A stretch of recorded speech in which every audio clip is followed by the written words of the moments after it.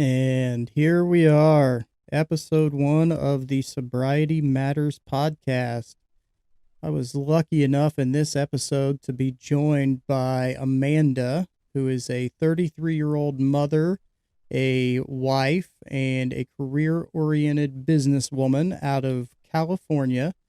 She actually lives in wine country, so the irony is just fantastic for her to be on a sober podcast. But in this episode, we were able to dive into suicide, the idea of going back out, and also sobriety coaching. So with that, let's launch right into Amanda's story. Hi, Amanda, and welcome to the Sobriety Matters podcast. I want to thank you so much for taking some time out of your day to sit down and chat with me. Thank you for having me. I'm happy to be here. Awesome. Well, let's kick things off. Let's have you tell us a little bit about yourself. How long have you been sober? Maybe tell us a little about where you live now, some of your favorite things to do here recently. So, I am 33 years old. I live in Southern California. I live in the heart of wine country, of all places. I'm in Temecula. I'm literally minutes from the vineyards, so that's unique to my situation right now. I am married. This year, actually, we'll be celebrating our 10-year wedding anniversary. I have two kids. I have a 9-year-old boy and a 6-year-old little girl. And I have been sober this time around. Actually, Wednesday will be 5 months. Last year, I had 6 months of sobriety time under my belt, and then I decided that I needed to test the waters and see what was left for me in alcohol. And I got my answer. There was nothing. And here I am. I think that's what many of us find is the answer if we go back out. So, and Yes. congratulations on 10 years of marriage. I'm this year will be 12 for me, and that alone is a feat in itself. So, Yes, it is. congratulations on that. Thank you very much. Yeah, absolutely.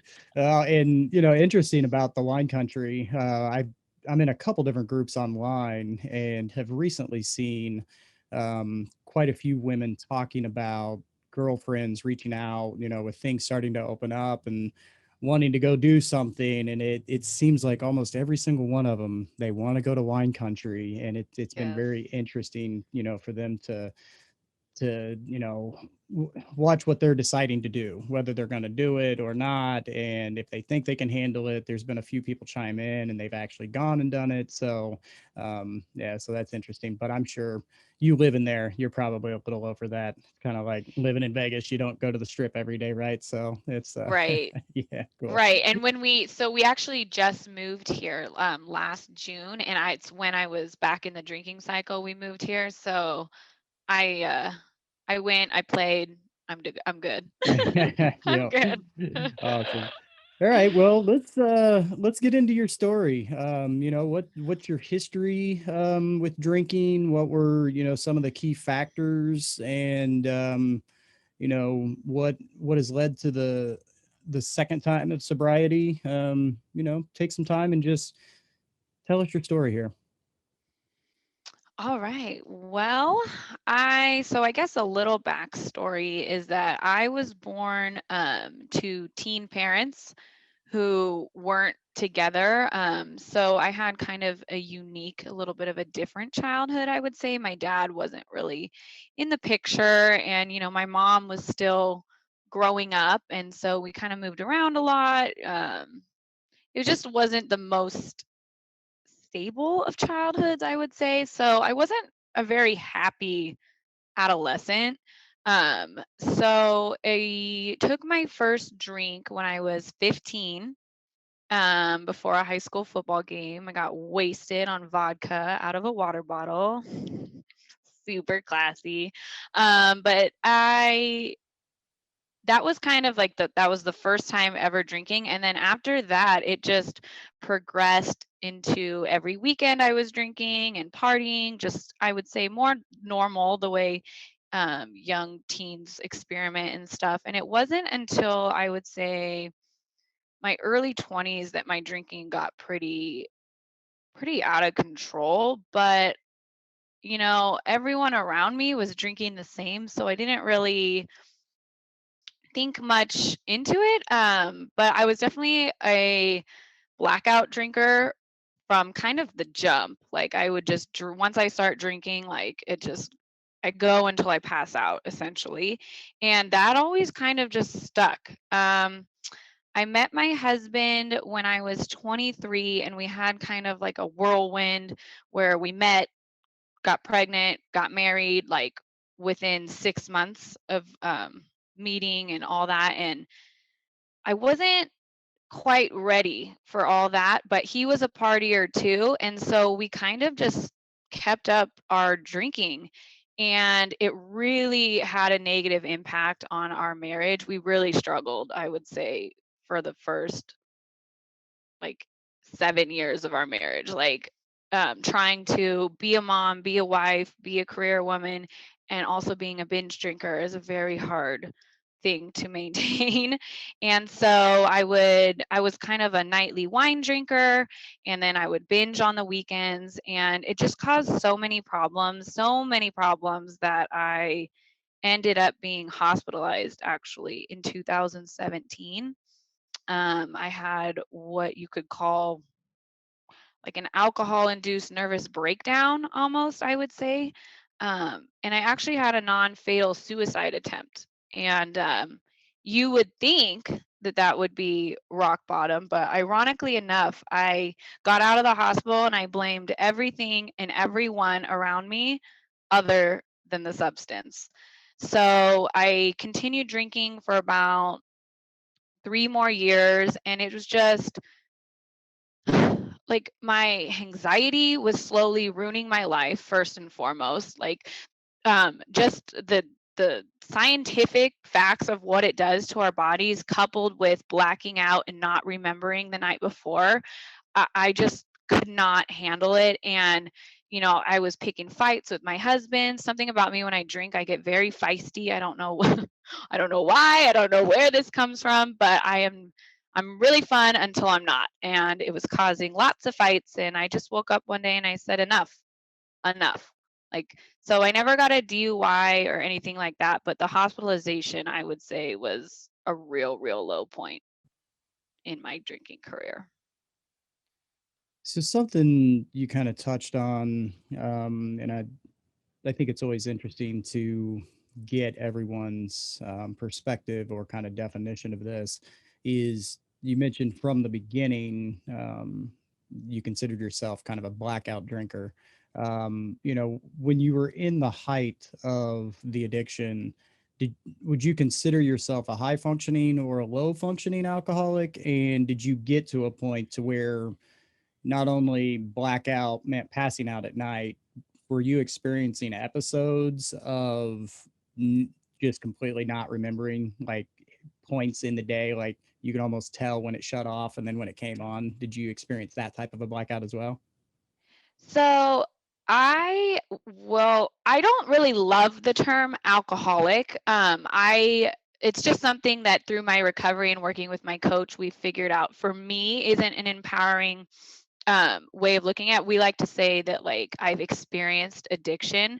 I know there's so many different ways and types to label and not label. And so for me, I never considered myself necessarily an alcoholic, but if I did, I would consider myself extremely high functioning, because from the outside looking in, I had the house, the white big events, the children, the career, like everything looked great. It was just behind closed doors, and then with the people closest to me, they knew something was going on.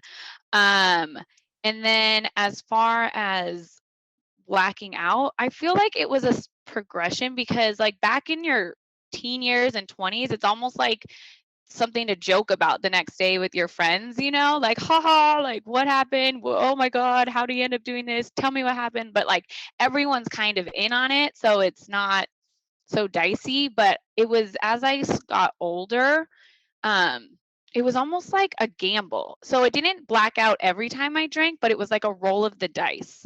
Does that make sense? Like, it was so hit or miss. Like, sometimes I would have a few drinks and be fine, and then the next time I would have the same amount of drinks, and I didn't remember the whole entire night. So, I don't know if that's something about I don't know. I don't know what that was, but you know what it could have been? My tolerance was going up, so I was drinking significantly more, and science, my body just couldn't handle it. But towards the end there, I was blacking out, like, every weekend, and it would be like 6 hours of the night that I was walking around functioning, not knowing what the hell I was doing.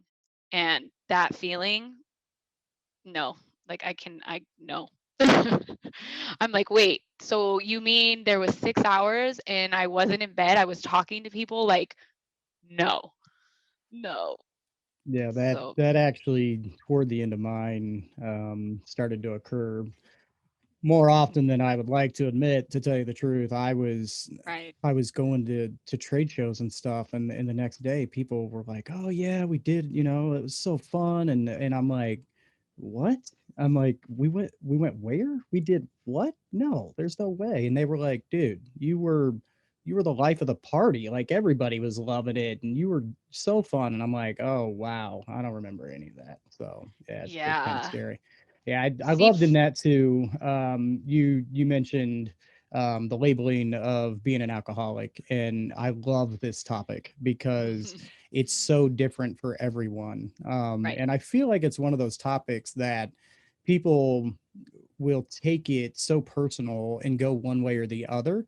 And I think it's great having you. This is, you're my first guest on here, and this topic comes up because, for me, and through my sobriety of the last 2.5 years, I do. Call myself an alcoholic, and that's the reason I do that is because it literally scares the shit out of me every time I say it. But through all of this, I've learned every single person recovers differently, and that needs to be accepted. And so I'm glad you right, brought that up. I actually just posted this morning. I said, I don't care how you got sober, and I don't care how I got sober. We're both sober, and we right. need to celebrate that. And so I wish we could I wish we could get that to that point to where just this, the sobriety is what we're celebrating. And I don't care if you did 12 steps. I don't care if you went to AA. I don't care if you did it all on your own. It is what it is. So I'm glad Right. you brought that I up.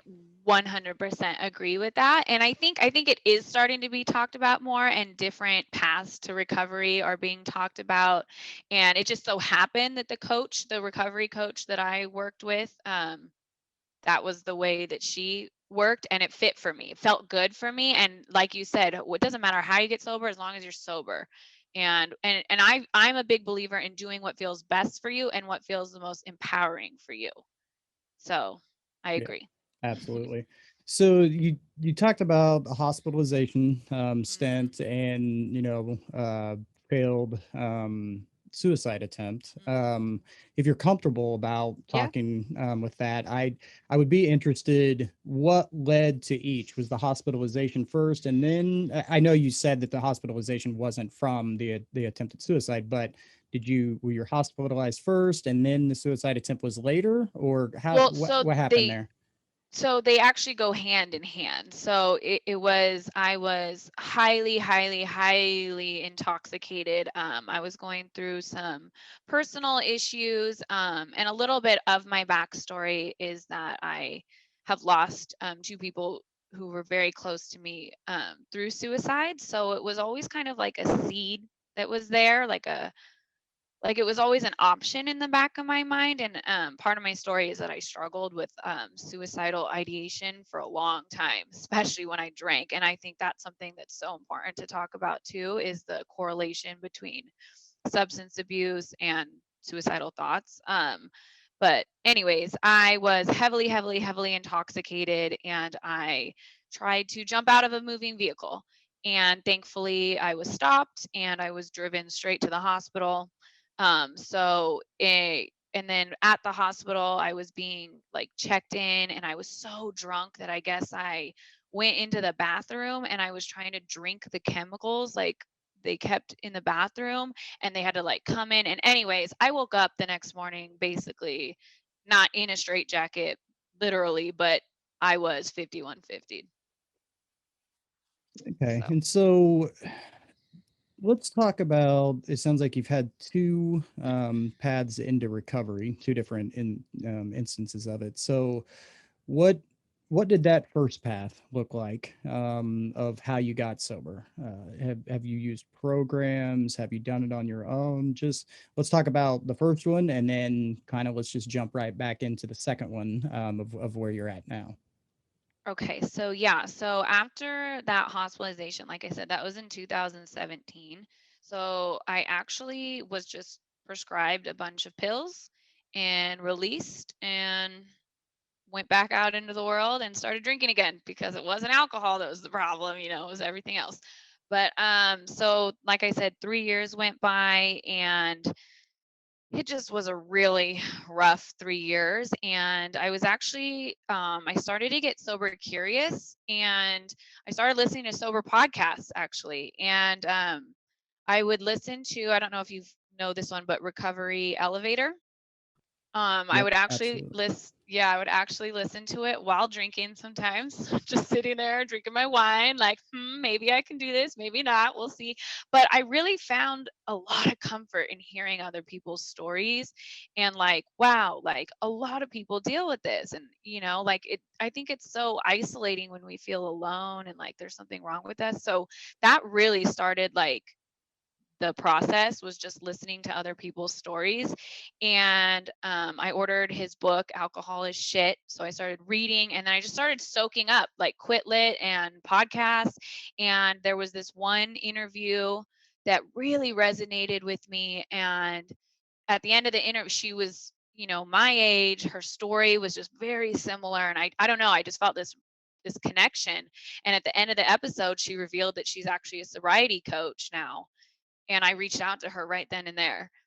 And I was like, and I didn't know what the hell I was doing, but I was like, I just listened to your episode and something about your story. I'm considering going sober, but I don't know where to start. And so I ended up working with her, and I worked with her for 6 months, almost 6 months. But the thing is when I got sober, I told her and myself, I'm going to not drink for 6 months. So I kind of set myself up for success and failure right there, because subconsciously there was like this end date in mind. And so I did it. I fulfilled basically my commitment, and that was it. I had tried AA. I have been to a few AA meetings over the years. Because, well, I guess I would say I'd like to say that my journey into sobriety started a long time ago. Like I've always kind of known that alcohol was not serving me and causing a lot of my problems. It felt better to be in denial about it, if that makes sense. But my sobriety has been years in the making, years. Um, but anyway, so I fulfilled the 6 months and we bought a house. We moved to wine country. I went back into the drinking cycle after not drinking for 6 months, and my descent was rapid. It's crazy, actually, how fast I went from totally sober to binge drinking, blacking out like quick.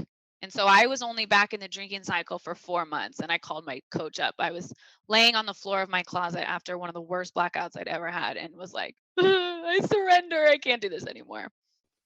Yeah, that And was so, yeah, I have in 2.5 years, I've been, I don't want to call myself a lucky one. Some folks will call us one chip wonders in the 12-step program, but I've not had a relapse. And again, I think part of that is a scare tactic of when I was in rehab, or when I was in actually in detox, hearing the stories of people tell you, man, if you go back out, hold on, because you start where you ended. You don't go back to the beginning. And I think that's so important for people to understand, and for folks who have been through relapse to tell that story, because it's oftentimes where the most harm is done, for individuals. So yeah, and I learned that firsthand. It was very, now I can look at it with compassion towards myself, and it was part of the process, but it was really incredible how fast I spiraled out. Like, And you think because you took so much time away, like you could moderate. Well, that's really the question I was trying to answer for myself was, okay, you did this, can you moderate? I needed to know. And something that I've learned and that's I've adopted this term for when we relapse is called feedback. So like we're gaining feedback. Like you're going to get the message, because when we go back to drinking and there's usually a question that we're trying to answer. Mine was, can I moderate? And the feedback was, no, you absolutely cannot. So for me, like I needed those 4 months to really, really know that alcohol has nothing for me, nothing. I, I But I it's love that crazy. feedback. That's awesome. Hmm. That's a great way of putting it. I've actually not heard that. So Yeah. coming back out of the relapse, you contacted the sobriety coach and started to do it that way again. Yes.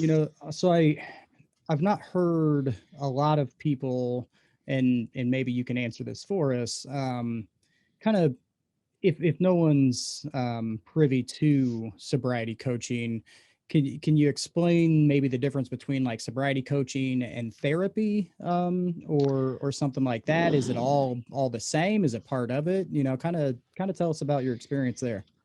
So I have done both. I've been to I was in therapy from the time I was like a young teen to like now. Like I've always been in therapy, but I still always had my issues. So I am for therapy and I think it works. But for me personally, the difference was first with therapy, you only get to go once whenever your appointment is.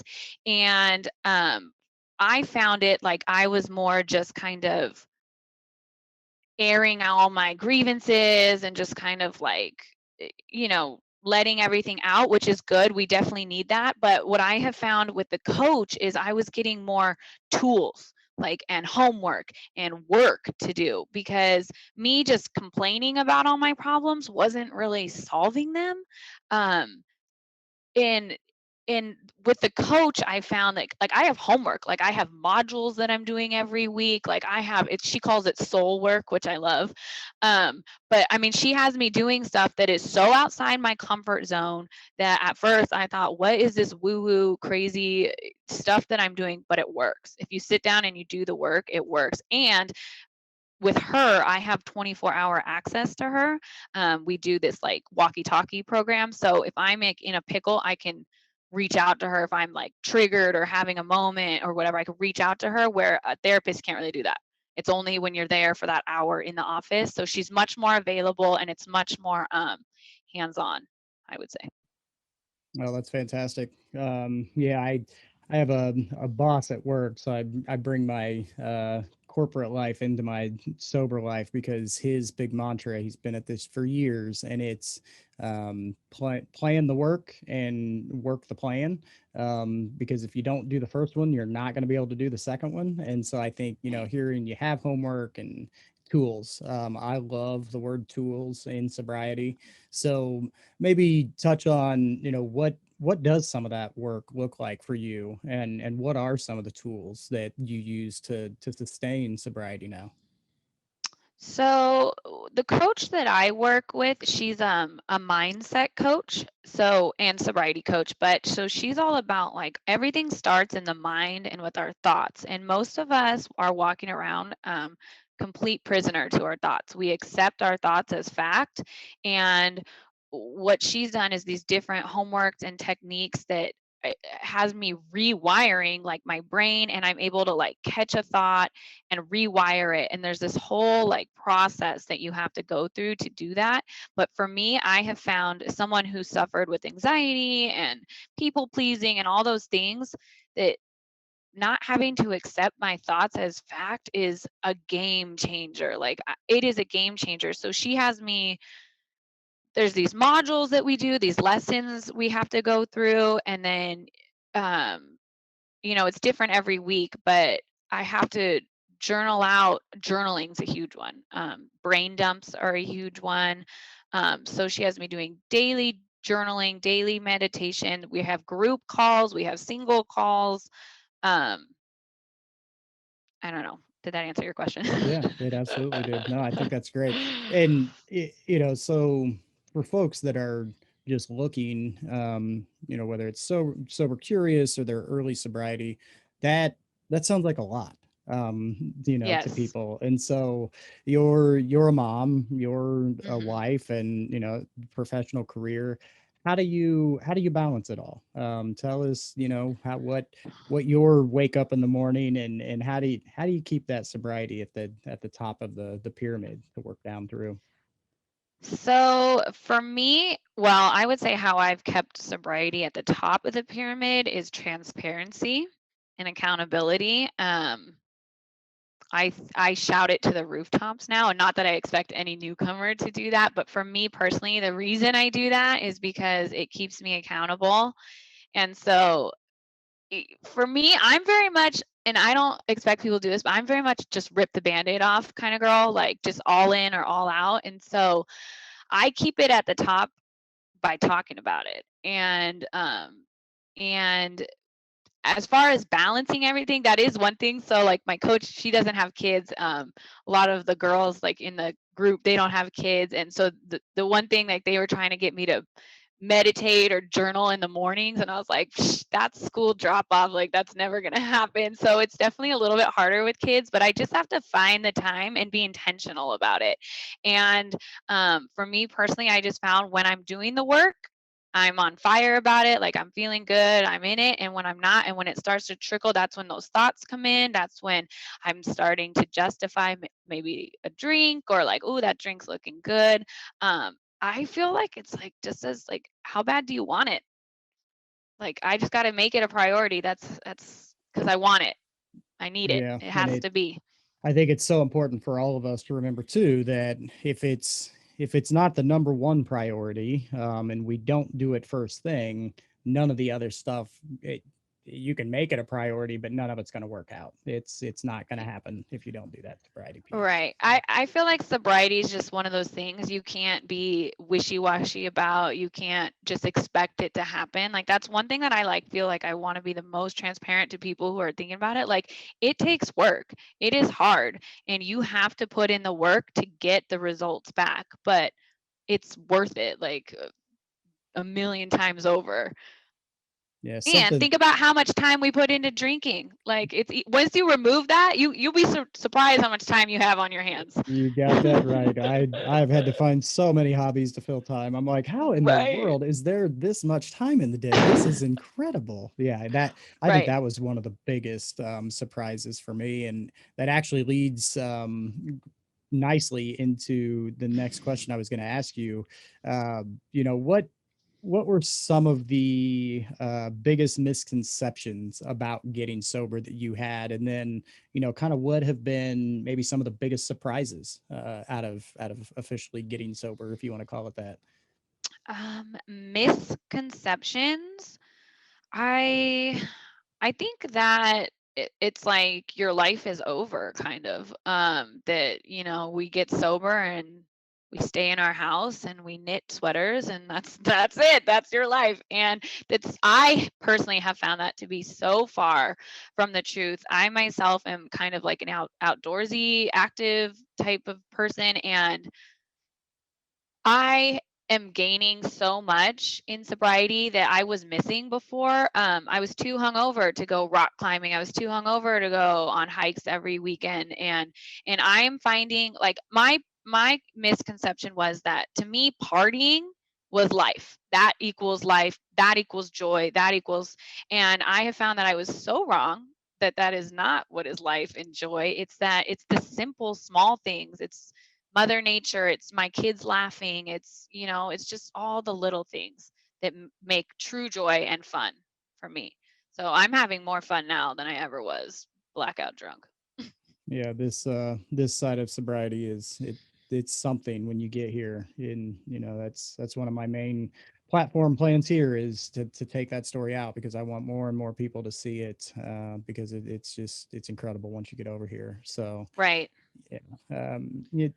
You talked about shouting it from the rooftops. My my early sobriety, I didn't know what I was going to do. I was very transparent with close family, but I quickly learned, when people bring it up, the best way to just approach it for me was, yep, I'm a recovering alcoholic. I'm not drinking. It is what it is. I know that's a very scary thing for some people. So I'm interested in, how are you taking that message out there outside of hopping on here with me? But what else are you doing as far as recovery work to take that message out? Anything special or particular that you're focused on?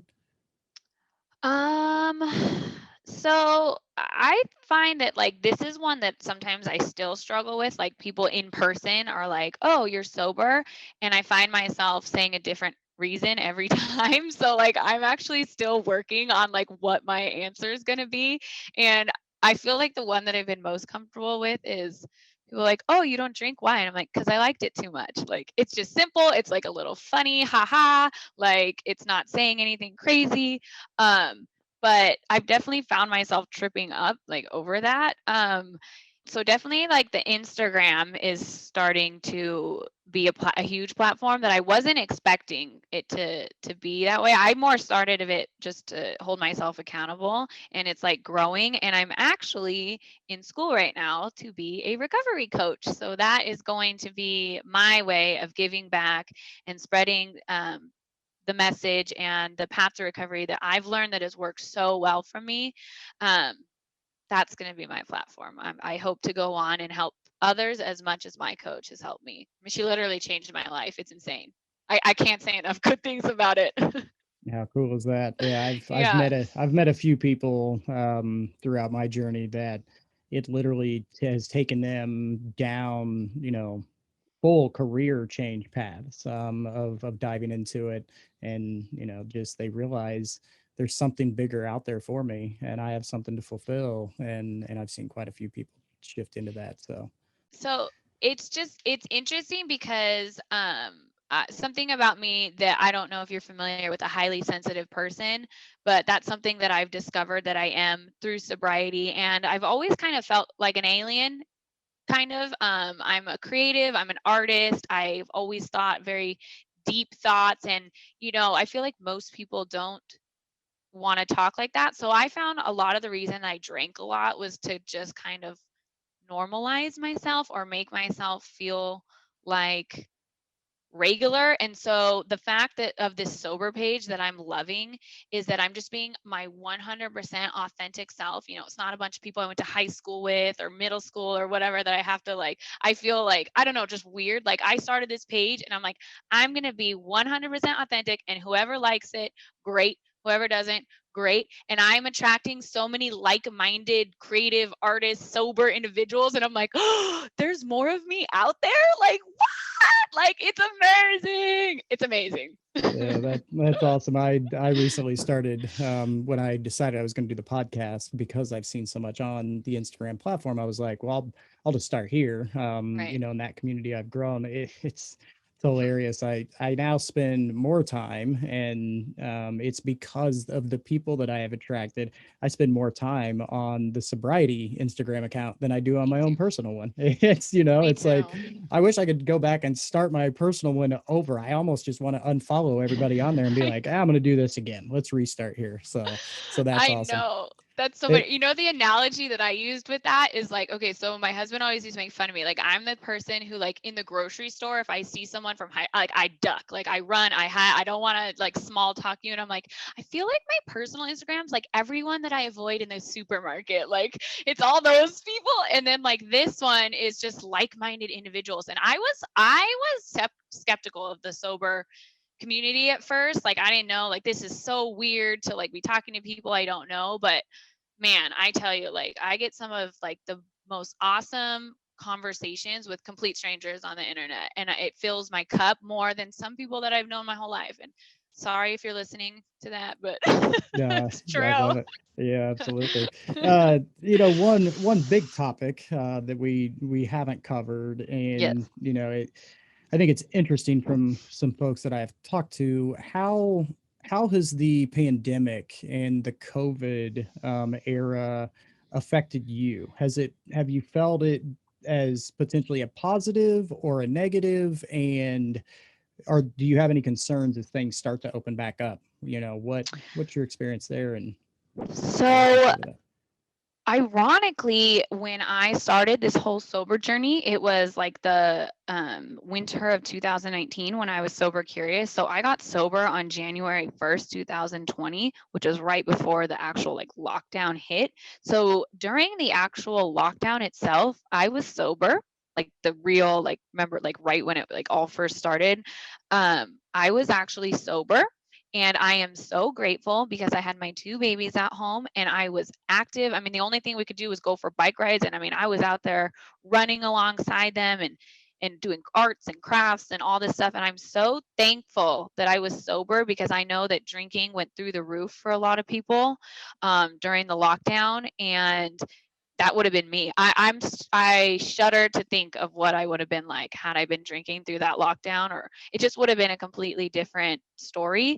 Um, but I think actually for us, well, it lit a fire under our ass to buy a new house because we realized that the last one was not big enough if we're all going to be home working and doing all the things. So for me, I would say it affected us in a positive way. I really looked around and saw what I had and my family and was very grateful. Um, and it made me not want to take things for granted and really I don't know, I just like valued my time with my kids and my husband. But then I will say I started to get pandemic fatigue, and then when we bought the house is when I went back into the drinking cycle, um just for that 4 months. But I think having those two perspectives, like the sober pandemic and then the not sober, I really appreciated the two different perspectives and realized how much more I liked the sober one. And as far as when things open up, I feel like this affected my sobriety in a good way because I have time under my belt and things weren't really open. And now I'm like secure in my sobriety. So when things do open back up, I don't feel like missing out or need to jump back into anything. Does that make sense? Like, I feel like it actually worked in my favor, the fact that everything was closed down while I was really in those really hard first few months of sobriety, because it's the hardest time is the beginning. Yes, it absolutely is. And I seem to be hearing that in a few of the different communities I'm in for those that entered sobriety right at the pandemic. For myself, I had a year full of sobriety, and then I'm very grateful that I got my second year kind of in the pandemic because it really planted that sobriety, down into there was no opportunity to go out, there was no opportunity to do this, and so I've actually been pretty grateful for it. Hmm. Again, I had been back out before everything went into lockdown, and so coming out of it, I had no concerns there, but Right. I think it's going to be important for us for some of us that had that sobriety before the pandemic to make sure that we're looking out for those that are coming out of pandemic sober, and what that's Right. going to look like. So yeah, Right. absolutely. Yeah, I've heard both sides of it too, that it's either was like the best thing for their sobriety or the worst thing. I've heard kind of both sides of it. Yeah. Yeah. All right. Well, this has been great. I want to make sure. So you're definitely on Instagram. Which account is your sober account? The Sober Musings with Mandy. All right, and I'll be sure that I link that in the show notes. So before we wrap up, I want to give you the full mic. Is there anything you want to say or any advice out to sober curious, early sobriety?